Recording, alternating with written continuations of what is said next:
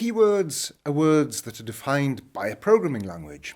They have special meanings in that language, and they cannot be used as identifiers in your program. So if there's a keyword called if or a keyword called return, you can't name a variable if or return. The keywords are different in each programming language. The keywords in Python, well, they are different from the keywords in Object Pascal. Java keywords, they're different from the C keywords, and so on. I'm Hugh, and this is another lesson in my course on the essentials of programming. While the keywords in each language are different, some languages use many of the same keywords. In particular, languages that use a C-like syntax, that's languages such as C#, Java, and the C language itself, they use keywords such as if, else, while, and so on. These keywords are used when testing conditions. For example, if score equals 100, then jackpot equals true, else jackpot equals false.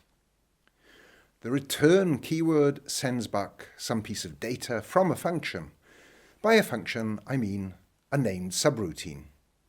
You can find all the predefined keywords in the official documentation of your chosen programming language, which is usually online. Here, for example, is the Microsoft documentation for C keywords. You don't need to memorize the whole list of keywords.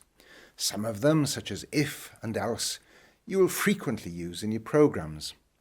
But others are more uncommon, and there are some you may never use. Bear in mind that most programming languages are case sensitive, so if a keyword is all lowercase, then you have to enter it entirely in lowercase characters.